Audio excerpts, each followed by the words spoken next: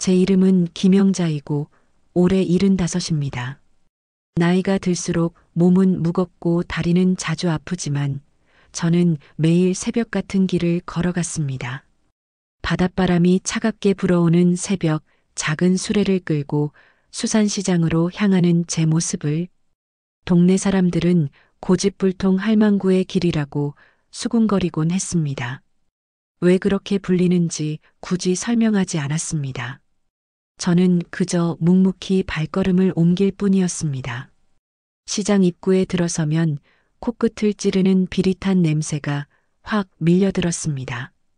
바닷물이 섞인 대야, 미끄러운 바닥, 파도처럼 울려 퍼지는 호객. 소리 속에서 저는 늘 같은 가게로 향했습니다. 전복을 파는 최병국 사장의 가게였습니다. 할머니, 오늘도 오셨네요. 병국 씨가 저를 보며 눈을 가늘게 떴습니다. 저는 대답하지 않고 주머니에서 꼬깃꼬깃 접어둔 돈을 꺼내 보였습니다. 전복 30마리 주세요. 제 목소리는 갈라지고 거칠었지만 매번 같은 주문이었습니다. 처음 며칠 동안은 병국 씨도 웃으며 받았습니다.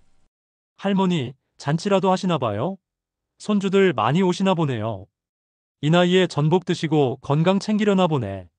하지만 사흘, 나흘, 닷새 계속 30마리를 사가는 제 모습을 본 사람들의 시선은 달라졌습니다.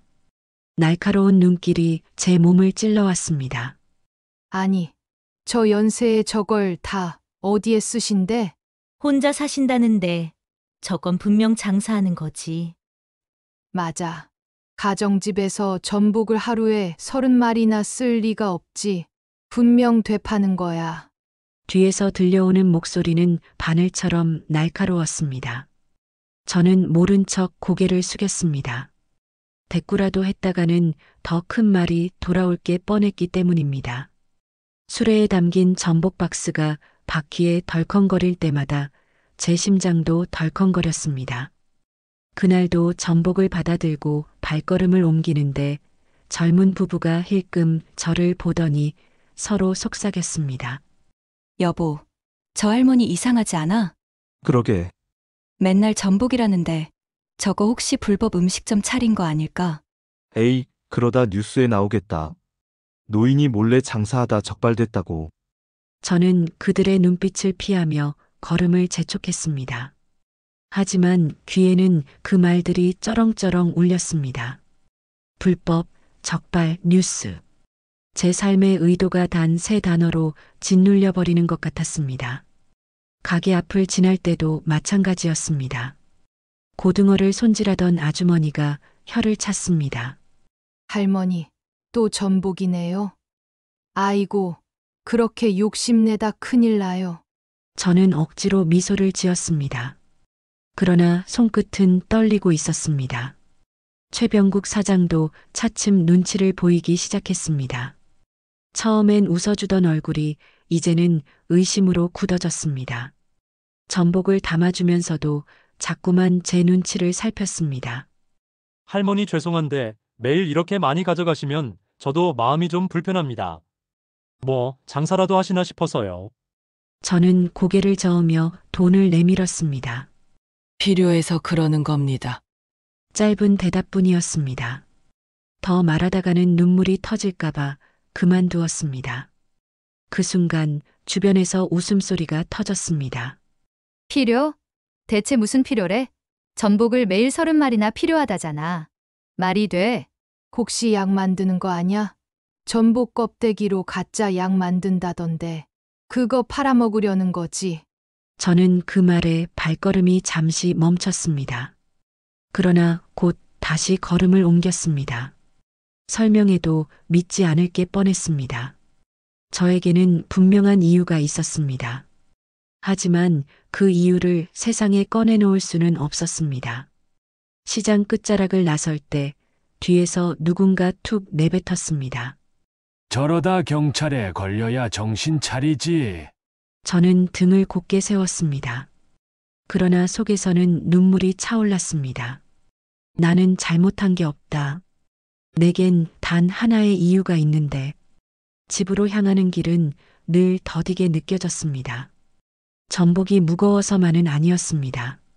쏟아지는 수군거림이 제 어깨를 짓누르는 듯 했습니다.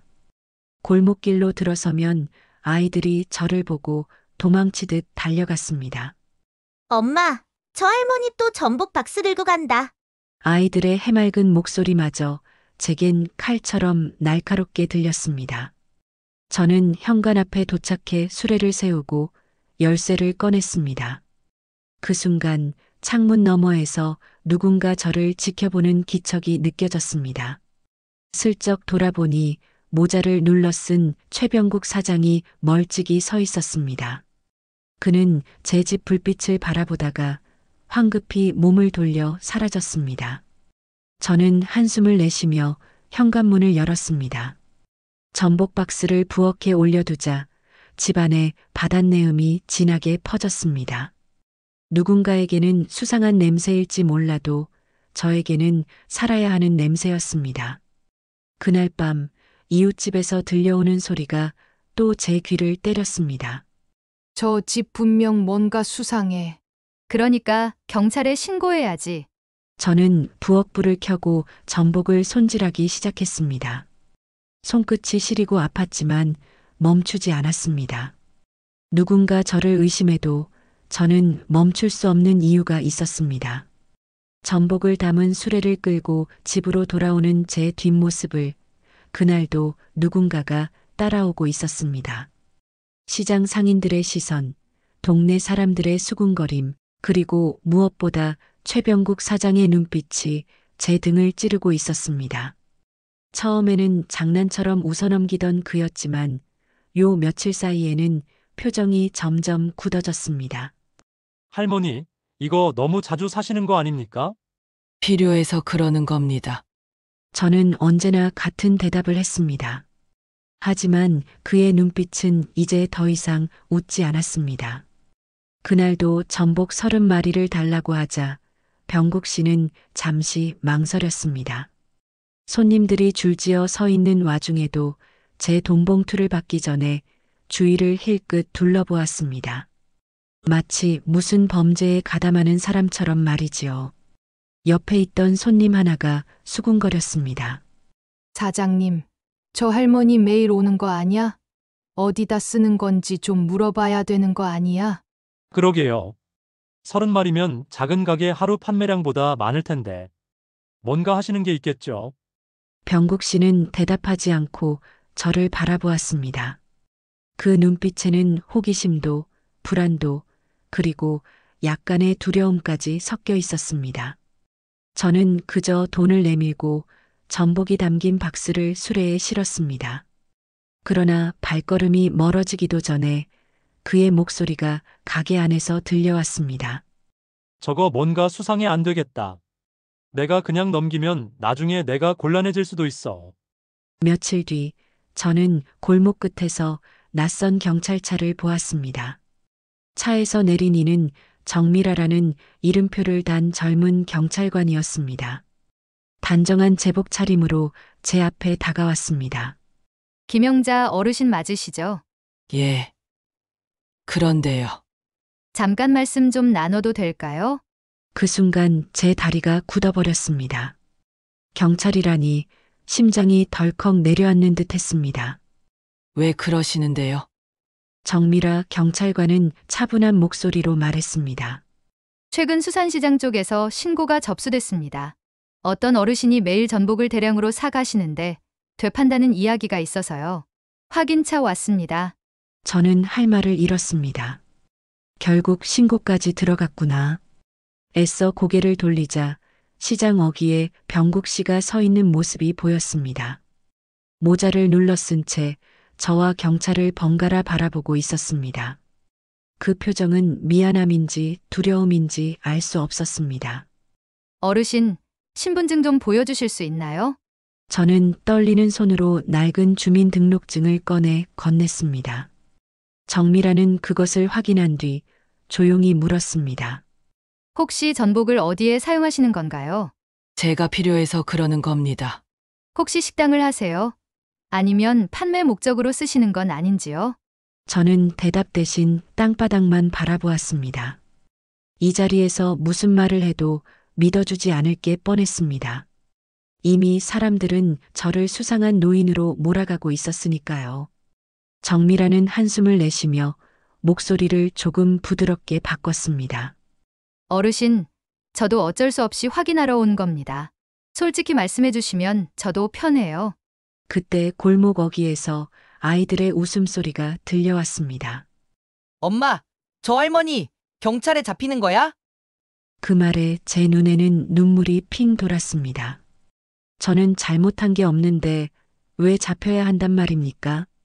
정미라는 제 표정을 한참 바라보다가 낮은 목소리로 말을 이었습니다. 어르신 사실 저도 어르신 또래 부모님이 계세요. 그래서 이게 마음이 더 쓰입니다. 꼭 불법이면 몰라도 만약 사정이 있으시다면 지금이라도 말씀해 주세요. 저는 입술을 깨물었습니다. 아무 말도 못한 채 술의 손잡이를 꼭 잡았습니다. 그런데 그 순간 손에 힘이 빠져 손잡이가 미끄러졌습니다. 수레가 덜컹거리며 앞으로 굴러가다가 멈춰 섰습니다. 정미라는 저를 부축하며 조용히 말했습니다. 괜찮으세요? 제가 어르신 집까지 같이 모셔다 드릴까요? 저는 놀라 눈을 크게 떴습니다. 경찰관의 눈빛은 의심이 아니라 진심 어린 걱정이었습니다.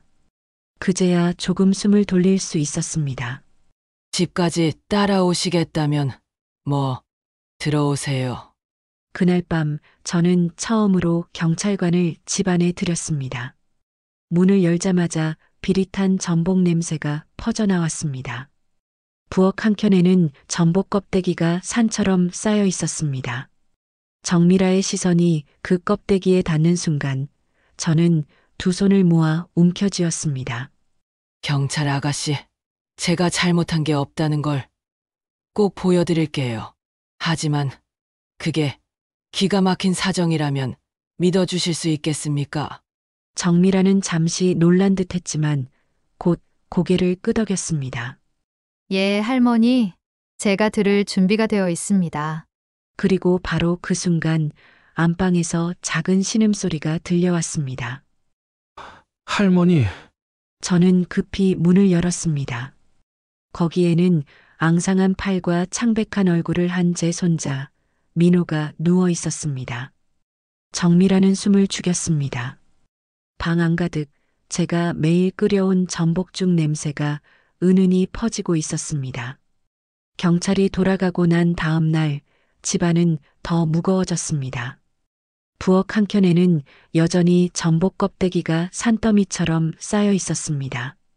부서진 껍데기 사이로 바다 냄새가 진동했는데 그것이 저에게는 살아야 하는 냄새였지만 다른 사람 눈에는 광기처럼 보였을 겁니다. 딸 은주는 퇴근하자마자 문을 열고 들어와서는 냄새부터 맡았습니다. 엄마, 또 전복이에요? 목소리에는 이미 짜증과 분노가 잔뜩 묻어 있었습니다. 저는 아무 대꾸도 하지 않고 전복을 씻기 시작했습니다. 칼끝으로 내장을 긁어내고 살점을 분리하고 껍데기를 구분했습니다. 손끝은 이미 굳은 살과 상처투성이었지만 저는 멈추지 않았습니다. 은주는 부엌 테이블 위에 가방을 내던지며 소리쳤습니다. 엄마, 제발 그만 좀 하세요. 이게 지금 몇 달째예요. 하루 이틀도 아니고 매일 전복 30마리라니 돈은 어디서 나는데요? 저는 칼질을 멈추지 않고 짧게 대답했습니다. 내가 알아서 해. 알아서 한다고요? 엄마, 나도 다 알아요. 엄마가 적금 다 깬 거, 경로당에서 빌린 것도 내가 다 들었어요. 이웃한테도 손 벌리셨잖아요. 나보고 어떻게 살라고요? 은주의 목소리에는 울음과 분노가 섞여 있었습니다. 저는 한참을 말없이 전복을 다듬었습니다. 물에 담긴 전복이 파닥거리며 제 손끝을 스쳤습니다. 민호가 먹을 수 있는 게 이것뿐이잖니. 엄마, 은주는 의자를 박차고 일어나 제 앞에 서더니 두 손을 벌벌 떨며 외쳤습니다. 민호가 살아야 하는 건 알겠어요. 나도 엄마 마음 모르는 거 아니에요. 근데 이렇게 매일 전복 30마리를 사면 우리 집은 뭐가 남아요? 엄마, 이건 미친 짓이에요. 차라리 민호를 요양원에 보내는 게. 그 말에 저는 칼을 내려놓았습니다. 제 안에서 무언가가 부서지는 소리가 났습니다. 요양원. 내가 그 말을 입에 담을 수가 있니? 내 아들이야. 내 아들을 어떻게 요양원에 맡길 생각을 해? 은주는 입술을 깨물었습니다. 눈가에는 눈물이 맺혀 있었습니다. 나도 사람이에요, 엄마. 나도 지쳐요. 회사 다니랴, 빚 갚으랴, 나 혼자 다 짊어지고 있어요. 엄마는 전복만 사면 다 되는 줄 아세요? 그제야 저는 은주를 똑바로 바라봤습니다. 딸의 얼굴은 지쳐 있었습니다. 눈밑은 퀭하게 꺼져 있고 입술은 터져 있었습니다. 저는 딸이 얼마나 버티고 있는지도 알고 있었습니다. 하지만 제 마음은 더 단호했습니다. 내가 못하는 걸 내가 하는 거다. 민호가 삼킬 수 있는 게 전복죽뿐인데 내가 그걸 멈추면 아이는 뭘 먹고 사니? 은주는 눈을 부릅떴습니다. 엄마, 그러다 우리 다 무너져요. 집도 팔아야 할 거고 빚쟁이들이 문 두드릴 거예요. 그럼 민호는? 엄마도, 나도 다 같이 망하는 거라고요. 그 순간 안방에서 작은 기침 소리가 들렸습니다. 엄마. 우리는 동시에 고개를 돌렸습니다. 민호가 힘겹게 몸을 일으키려다 다시 쓰러졌습니다. 얼굴은 창백했고 입술은 말라붙어 있었습니다. 저는 급히 그에게 다가가 손을 잡았습니다. 민호야, 괜찮다. 할머니가 죽 끓여줄게. 조금만 기다려. 제 목소리는 떨렸지만 손은 다시 힘을 냈습니다. 그날 밤 은주는 방문을 쾅 닫고 들어가 버렸습니다. 저는 홀로 부엌에 남아 전복을 다시 손질하기 시작했습니다. 물에 담긴 전복이 발버둥치듯 몸부림쳤습니다. 칼끝에서 흘러나온 내장이 물에 퍼지며 초록빛으로 번졌습니다. 창문 밖에서는 이웃들의 소곤거림이 들려왔습니다. 저 집 아직도 전복이래. 미쳤다니까. 돈도 없는 집에서 그게 말이 돼? 경찰까지 왔다던데. 뭔가 있는 게 분명해. 저는 귀를 막고 싶었지만 손은 멈추지 않았습니다. 눈물이 볼을 타고 흘러내리며 전복 위로 떨어졌습니다. 솥에 쌀과 전복을 넣고 물을 부어 불 위에 올렸습니다. 끓기 시작하자 국자로 쉼없이 저었습니다. 푹푹 끓어오르는 소리, 쌀알이 퍼져나가는 소리, 국자가 바닥을 긁는 소리. 그것들이 저를 지탱해 주었습니다. 저에게는 이유가 있었습니다. 세상은 몰라도 이 집안에서 제가 해야 할 일은 단 하나였습니다. 민호가 삼킬 수 있는 무언가를 오늘도 제 손으로 만들어내는 것. 그날 새벽에도 저는 또다시 부엌에 불을 켰습니다. 은주는 여전히 방문을 닫은 채였습니다. 문틈 아래로 불빛이 새어나오지 않았습니다. 아마도 눈물로 밤을 지새웠겠지요. 하지만 저는 멈출 수 없었습니다. 솥을 올리고 씻어둔 전복을 잘게 썰어 넣었습니다. 칼이 도마 위를 내리칠 때마다 묘한 울림이 집 안가득 메아리쳤습니다. 탁, 탁, 탁. 그 소리는 제 심장의 박동과도 같았습니다. 저는 국자로 솥을 저으며 조용히 혼잣말을 했습니다. 민호야, 조금만 기다려. 오늘 것도 할머니가 끓여줄게. 안방에서 기침 소리가 들렸습니다. 저는 얼른 국자로 죽을 떠 작은 그릇에 담았습니다. 그릇을 들고 방으로 들어가자 제 손자는 힘겹게 눈을 떴습니다. 민호, 17살 아직 고등학생이어야 할 나이에 그의 몸은 이미 뼈만 앙상이 남아 있었습니다. 항암 치료로 머리카락은 다 빠져 있었고 하얀 베갯잎 위로 핏기 없는 얼굴만 덩그러니 놓여 있었습니다. 할머니. 그의 목소리는 바람 같은 속삭임이었습니다. 저는 그의 손을 잡았습니다. 손등은 뼈가죽만 남은 듯 가벼웠습니다. 민호야, 죽 좀 먹어보자. 저는 숟가락으로 아주 작은 양을 떠 그의 입에 가져다 댔습니다. 처음에는 민호가 고개를 저었습니다. 안 돼. 또 토해요. 하지만 저는 다정하게 말했습니다. 이건 달라. 전복죽은 내가 삼킬 수 있잖아. 어제도 조금 삼켰잖아. 민호는 힘겹게 입술을 열었습니다. 숟가락 끝에 걸린 전복죽을 천천히 삼켰습니다. 목구멍을 지나가는 순간 그의 얼굴이 잠시 일그러졌지만 곧 작은 숨과 함께 턱이 내려갔습니다. 할머니, 삼켜줬어요. 그 한마디에 저는 눈물이 왈칵 쏟아졌습니다. 숟가락을 쥔 손이 떨렸지만 울음을 참으며 다시 죽을 떠 입에 댔습니다. 이번에도 그는 조금 삼켰습니다. 아주 조금, 그러나 분명히 삼켰습니다. 저는 속으로 되뇌었습니다. 삼킨다는 건 살아있다는 증거다. 이 아이가 여전히 내 곁에 있다는 증거다. 그러나 그 모습을 문틈 사이로 바라보는 시선이 있었습니다. 정미라 경찰관. 어제 집까지 들어왔던 그녀가 마음이 쓰여 다시 찾아온 것이었습니다. 그녀는 숨을 죽이고 우리 모습을 지켜보다가 결국 작은 목소리로 말했습니다. 어르신, 이제 알겠습니다. 그 많은 전복이 다 이 아이를 위한 거였군요.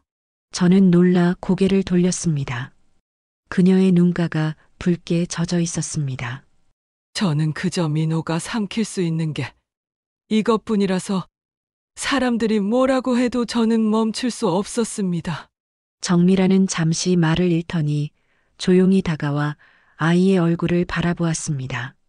저도 아이가 있는데 이렇게 힘겹게 삼키는 걸 보니 가슴이 찢어지네요. 그 순간 뒤에서 인기척이 들렸습니다. 현관 앞에 서 있던 그림자, 모자를 눌러 쓴 최병국 사장이었습니다. 그는 일부러 멀찍이 따라와 결국 이 장면을 보게 된 것이었습니다. 그의 눈은 크게 흔들리고 있었습니다. 저게 저 아이 때문이었단 말이야. 입술을 깨물던 그는 두 손으로 얼굴을 가리며 뒷걸음질 쳤습니다. 저는 그 모습을 봤지만 붙잡지 않았습니다. 이제는 설명하지 않아도 됩니다. 진실은 이미 눈앞에 있었으니까요. 민호는 힘겹게 저를 바라보며 웃었습니다. 할머니, 이거 맛있어요. 오늘은 조금 더 삼켰어요. 그 말에 저는 고개를 끄덕이며 눈가를 훔쳤습니다. 그래, 잘했어요. 오늘도 삼켰으니 넌 살아있는 거야. 저는 마음속으로 다짐했습니다. 제가 매일 전복 30마리를 사는 이유, 그것은 바로 이 아이가 오늘도 삼킬 수 있게 하기 위해서였습니다. 세상이 뭐라 하든 저는 제 길을 멈추지 않을 것입니다. 민호가 전복죽을 삼키는 걸 보며 하루하루를 버텼지만 세상은 제 마음만큼 단순하지 않았습니다. 돈이 문제였습니다. 제가 평생 모아온 적금 통장은 이미 바닥을 드러냈습니다. 오래전 남편이 떠나고 나서 혼자 힘겹게 벌어 모아둔 돈이었습니다. 그 돈을 민호의 병원비와 전복값으로 다 써버렸습니다. 그마저도 모자라 경로당 친구들에게 돈을 조금씩 빌리기 시작했고 이웃집 아주머니에게까지 손을 벌려야 했습니다. 그러던 어느 날 집 우편함에 빨간색 글씨가 찍힌 종이가 꽂혀 있었습니다. 독촉장 상환 기일 초과, 즉시 납부 요망. 저는 봉투를 가슴에 꾹 눌러안고 부엌으로 들어왔습니다. 그때 은주가 뒤따라 들어오며 그 봉투를 낚아챘습니다. 엄마, 이게 뭐예요? 또 빚이에요? 저는 말없이 눈을 피했습니다. 엄마 정말 왜 이래요? 민호 병원비의 전복값에 이제는 대출까지. 이러다 우리 집 다 날아가요. 은주의 목소리는 절망에 가까웠습니다. 제가 아무리 회사에서 죽어라 이래도 빚만 늘어나잖아요. 엄마, 제발 정신 차리세요. 민호를 사랑하는 건 저도 알아요. 근데 이건 너무하잖아요.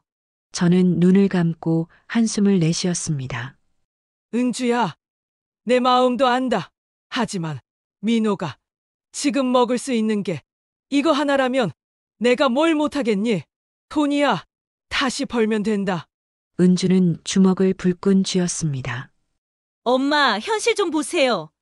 민호는 지금 병원에서도 더 이상 치료 방법이 없다고 했잖아요. 그런데 엄마는 매일 전복 30마리를 사와요. 그 돈으로 뭘 더 할 수 있는데. 차라리 간병인을 쓰고 요양원을 생각해요. 우리만 이렇게 다 망가지면 민호도 원하지 않을 거예요. 저는 그 순간 목소리를 높였습니다.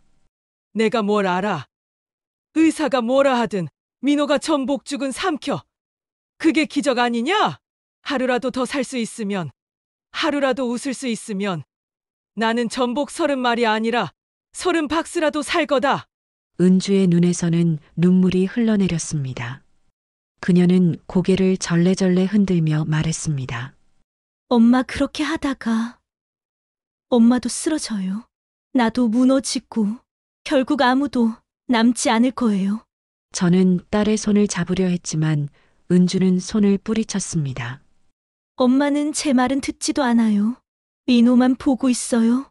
저는 안 보여요? 그녀의 목소리는 울부짖음으로 바뀌었습니다.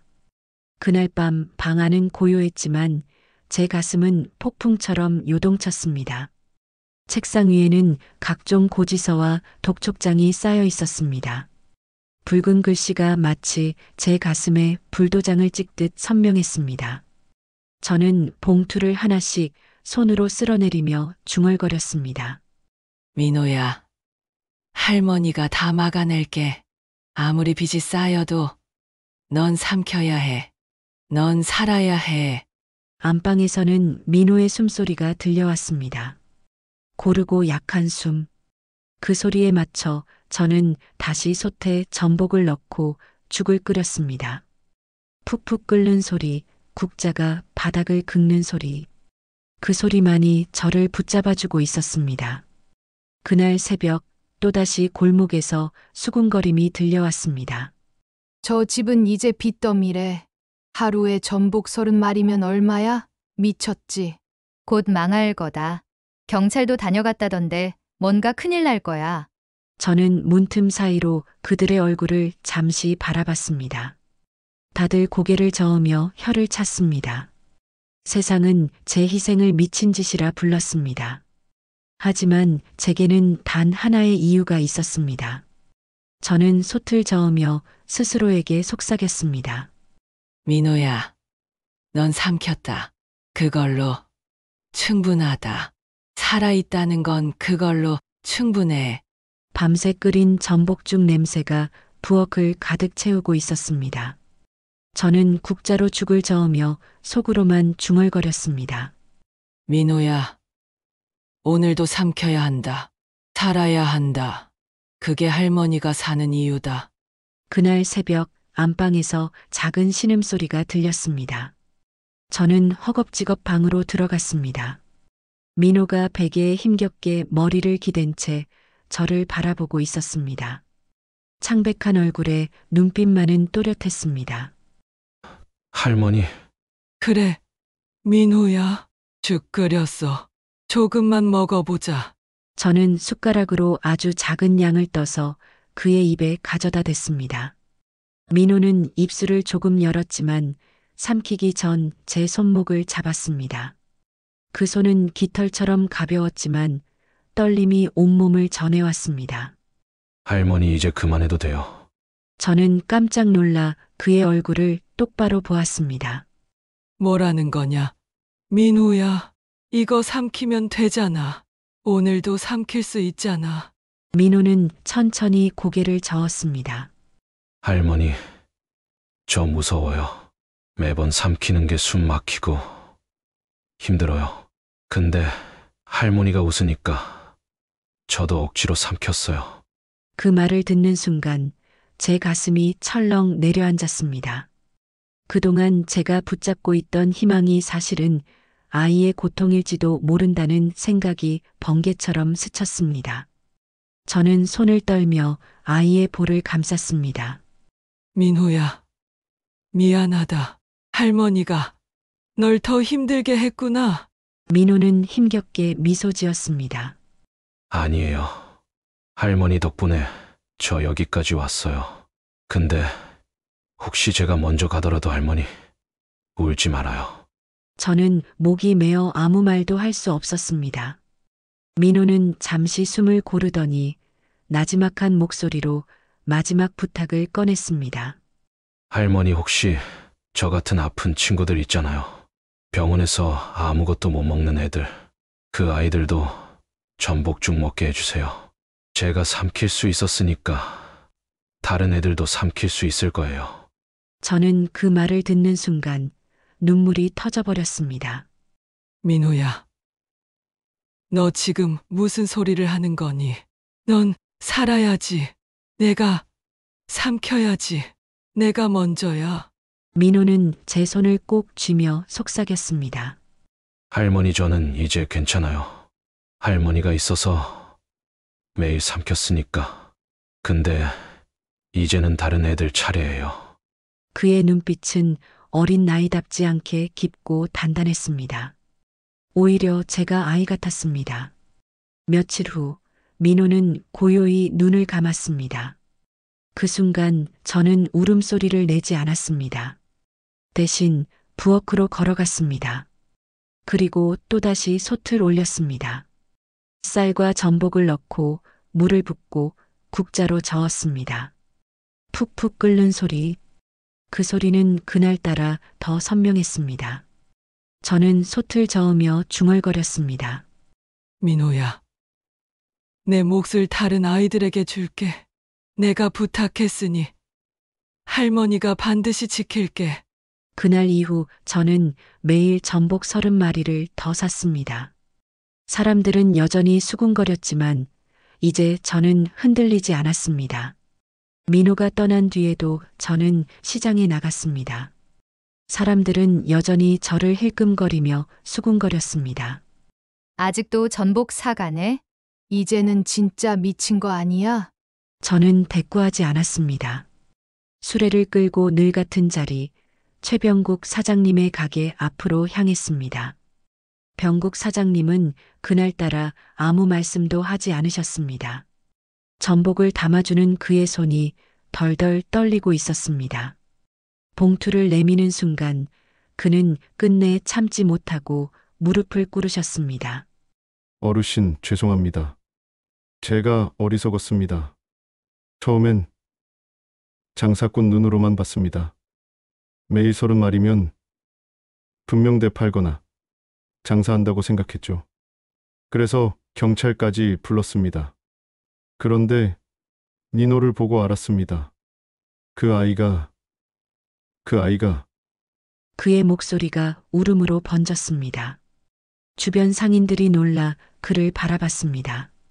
평소 호탕하던 최병국이 손님 앞에서 무릎 꿇는 장면은 상상도 못하던 일이었습니다. 어르신, 앞으로 전복값 제가 안 받겠습니다. 아니, 그럴 수 없다면 원가 이하로라도 드리겠습니다. 제가 책임지겠습니다. 제 가게에서 나오는 전복은 이제 다 민호 몫입니다. 저는 그 말에 눈시울이 붉어졌지만 담담히 대답했습니다. 사장 양반, 고맙습니다. 하지만 민호는 이제 이 세상에 없어요. 저는 이제 민호 몫을 다른 아이들에게 주려는 겁니다. 주변에 있던 상인들이 그 말을 듣고 술렁거렸습니다. 민호. 아, 그 병든 소년 말이구나. 세상에, 그 아이가 전복죽만 삼켰다던데. 그제야 사람들의 눈빛이 바뀌기 시작했습니다. 그때 경찰관 정미라가 나타났습니다. 어르신, 저도 도와드리겠습니다. 저는 놀라 눈을 크게 떴습니다. 경찰 양반이 왜? 저도 그 아이를 봤습니다. 살아있는 힘으로 전복죽을 삼키던 그 순간을. 어르신 혼자 감당할 일이 아닙니다. 정미라는 지구대 게시판에 민호의 전복죽 나눔 봉사 모집 공고를 붙였습니다. 그리고 그 소식은 삽시간에 번졌습니다. 우리도 도울게요. 내 가게에서 야채는 내가 대줄게. 쌀은 내가 후원하지. 동네 사람들이 하나둘 모여들었습니다. 그날 밤 현관 앞에 또 다른 손님이 찾아왔습니다. 영자야, 나다. 허리가 굽은 해녀 박마레였습니다. 70을 넘긴 나이에도 아직 바다에 드나드는 친구였습니다. 손에는 물에 젖은 자루가 들려 있었습니다. 오늘 물질하다가 건져온 전복이야. 상인들 거치지 않고 내가 직접 가져왔어. 힘은 예전 같지 않지만 내 옆에 서고 싶어서. 저는 눈물이 왈칵 쏟아졌습니다. 마레야, 내 패도 안 좋은 거 알잖아. 이제 바다 들어가지 마. 바다가 나를 아직 안 놓더라. 민호 생각하면 나도 그냥 있을 수가 없어. 두 노인은 손을 꼭 잡았습니다. 바닷바람에 굳은 살이 박힌 손, 세월이 새겨진 주름투성이 손이 서로의 온기를 전했습니다. 며칠 뒤 민호의 주방이라 불리는 작은 봉사 모임이 시작됐습니다. 저는 부엌에서 솥을 올리고 박마레는 직접 잡아온 전복을 다듬었습니다. 최병국은 시장에서 전복을 챙겨다 주었고 정미라는 병원과 요양원에 연락해 전복죽을 배달할 수 있도록 연결해 주었습니다. 처음에는 몇 그릇에 불과했지만 곧 10그릇, 20그릇으로 늘어났습니다. 그 죽을 받아든 아이들의 얼굴은 창백했지만 눈빛만큼은 반짝였습니다. 할머니, 이거 삼켜줘요. 그 말에 저는 민호의 얼굴이 겹쳐 보였습니다. 저는 속으로 속삭였습니다. 민호야, 내가 부탁한 대로 하고 있어. 이제 내 몫이 세상으로 흘러가고 있다. 민호가 떠난 지 사흘째 되던 날, 저는 작은 국그릇 하나를 꺼냈습니다. 그 안에는 새벽부터 정성껏 끓인 전복죽이 담겨 있었습니다. 김이 모락모락 피어오르는 그릇을 들고 저는 집 앞 바닷가로 걸어갔습니다. 바닷바람이 제 얼굴을 스쳤습니다. 바다는 그날따라 잔잔했습니다. 파도는 크게 일렁이지 않았고 마치 우리를 기다려주는 듯 고요히 숨죽이고 있었습니다. 골목길 끝에는 이미 사람들이 모여 있었습니다. 최병국 사장, 경찰관 정미라, 해녀 박마레, 그리고 이웃 몇몇. 모두 손에 흰 국그릇 하나씩을 들고 있었습니다. 저는 민호의 사진을 품에 안고 바닷가 모래 위에 앉았습니다. 사진 속 아이는 여전히 웃고 있었습니다. 머리칼은 다 빠져 있었지만 그 미소는 또렷했습니다. 민호야, 내가 좋아하던 바다다. 내가 떠나고 나니 이 바다는 더 크게 보이는구나. 저는 준비해온 작은 종이배에 전복죽을 담았습니다. 그리고 파도 가까이 나아갔습니다. 손끝이 떨렸지만 조심스럽게 종이배를 물 위에 띄웠습니다. 이제 바다로 가렴. 파도가 널 안아줄 거다. 거기선 아프지도 않고 토하지도 않고 그냥 마음껏 삼킬 수 있을 거다. 주변에 모인 사람들은 조용히 눈을 감았습니다. 파도에 실려 종이배가 조금씩 멀어져 갔습니다. 배 위의 전복죽은 금빛 햇살을 받아 반짝였습니다. 며칠 후 민호의 주방이라는 작은 간판이 세워졌습니다. 허름한 동네 회관의 주방을 빌려 시작한 봉사였습니다. 첫날에는 겨우 10그릇, 그 다음 주엔 20그릇. 시간이 지나면서 점점 그릇의 수가 늘어났습니다. 쌀은 동네 슈퍼 사장이 후원했고 야채는 인근 텃밭 농부들이 가져왔습니다. 시장 상인들은 조금씩 십시일반 거들어 주었습니다. 병국은 매번 전복을 싣고 와 외쳤습니다. 오늘 것도 민호가 쏩니다. 그 한마디에 아이들은 환하게 웃었습니다. 전복죽을 받아든 아이들의 눈빛을 보며 저는 민호의 얼굴을 떠올렸습니다. 할머니, 삼켜줬다. 그 한마디가 다시 귓가에 울리는 듯 했습니다. 어느 날 은주가 조심스레 제 옆에 앉았습니다. 엄마, 나도 이제 같이 할게요. 그녀는 앞치마를 두르고 국자를 잡았습니다. 눈가는 여전히 붉었지만 표정은 단단했습니다. 민호가 남긴 부탁 이제 나도 같이 지켜야지요. 저는 말없이 그녀의 손을 덮었습니다. 굳은 살 박힌 제 손 위에 아직 부드러운 딸의 손이 포개졌습니다. 세월과 세대가 국자 하나를 사이에 두고 이어졌습니다. 밤이 되면 저는 주방 등을 끄기 전 빈 그릇 하나를 남겨둡니다. 그 앞에 숟가락을 올려두고 조용히 속삭입니다. 민호야, 오늘도 잘 삼켰지? 내일도 같이 먹자. 그리고 부엌 창문을 열면 바닷바람이 들어옵니다. 파도 소리가 멀리서 출렁입니다. 저는 그 소리를 들으며 마음속으로 다짐합니다. 삼킬 수 있는 것이 있다면 살아있는 거다. 오늘도, 내일도.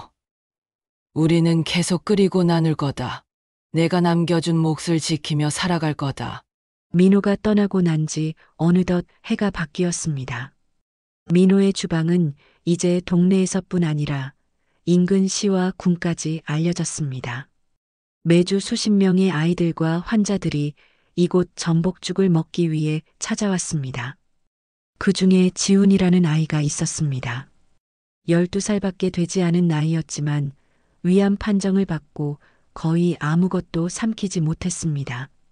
의사들은 고개를 저으며 말했습니다.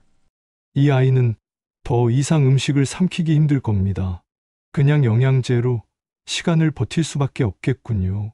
그러나 지훈이의 어머니는 마지막 희망이라며 우리 민호의 주방을 찾아왔습니다. 저는 떨리는 손으로 국자를 들어 전복죽을 조심스럽게 떠주었습니다. 지훈아, 조금만 먹어보자. 삼키지 않아도 괜찮아. 그냥 입에 머금기만 해도 돼. 아이는 힘겹게 입술을 열었습니다. 작은 숟가락이 그의 입 안으로 들어갔습니다. 순간 아이의 얼굴이 일그러지자 모두가 숨을 죽였습니다. 그러나 아이는 천천히 목을 움직이며 죽을 삼켰습니다. 엄마 삼켜줬어. 그 한마디에 지훈이 어머니는 바닥에 주저앉아 오열했습니다. 저도 눈물이 터져버렸습니다. 왜냐하면 그 순간 민호의 목소리가 제 귀에 겹쳐 들렸기 때문입니다. 할머니, 삼켜줬다. 그 후 지훈이는 조금씩 더 먹을 수 있게 되었습니다. 의사들은 고개를 저으며 믿을 수 없다는 얼굴을 지었습니다. 이건 기적입니다. 아이의 의지와 누군가의 정성이 만들어낸 기적입니다. 사람들은 저를 바라보며 말했습니다. 할머니 덕분이에요. 민호의 주방이 또 한 아이를 살렸어요. 저는 조용히 고개를 저으며 대답했습니다. 아니에요. 이건 민호 덕분이지요. 제가 한 건 그저 국자를 든 것뿐이에요. 지훈이는 시간이 지나 건강을 되찾았습니다. 학교에도 돌아가 친구들과 뛰어놀았습니다. 그 아이의 웃음소리를 들으며 저는 속으로 속삭였습니다. 민호야, 내 부탁이 이렇게 결실을 맺었단다. 내가 남긴 길이 또 다른 아이를 살려줬구나. 그러나 세월은 제 몸을 놓아주지 않았습니다. 저는 점점 더 자주 숨이 차올랐고 무릎이 아파 부엌에서 오래 서 있기조차 힘들어졌습니다. 손에 힘이 빠져 국자를 들다가 자꾸만 떨어뜨리기도 했습니다. 어느 날 밤 저는 부엌 불을 끄고 홀로 앉았습니다. 탁자 위에는 빈 국그릇 하나가 놓여 있었습니다. 그 앞에 숟가락을 올려두며 저는 중얼거렸습니다. 민호야, 이제 곧 할머니도 너한테 간다. 하지만 걱정 말아라. 내 부탁은 많은 사람들이 함께 지켜줄 거다.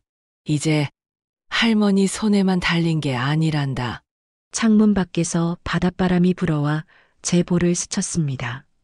저는 눈을 감았습니다. 바람 속에서 민호의 목소리가 들려오는 듯 했습니다. 할머니, 어서 와요. 이제 힘들지 않아요. 저는 미소를 지으며 침대에 몸을 누였습니다. 그리고 마지막으로 숨을 고르며 속삭였습니다. 삼킬 수 있는 게 있다는 건 살아있다는 거다. 민호야, 이제 할머니도 너랑 같이 먹자. 그렇게 저는 조용히 눈을 감았습니다. 마지막 순간 파도 소리가 들려왔습니다. 아이의 웃음과 사람들이 국자를 저으며 나누던 따뜻한 온기가 제 곁에 가득했습니다. 사람들은 훗날 제 이야기를 이렇게 기억했습니다. 김영자 할머니는 자기 손자를 살리려다 결국 수많은 아이들을 살려낸 분이다. 그녀는 떠났지만 그녀가 남긴 국자는 여전히 끓고 있다. 그리고 오늘도 민호의 주방에서는 전복죽이 끓고 있습니다. 솥 위로 피어오르는 김 사이에서 누군가는 속삭입니다. 삼켜졌다. 오늘도 살아있다.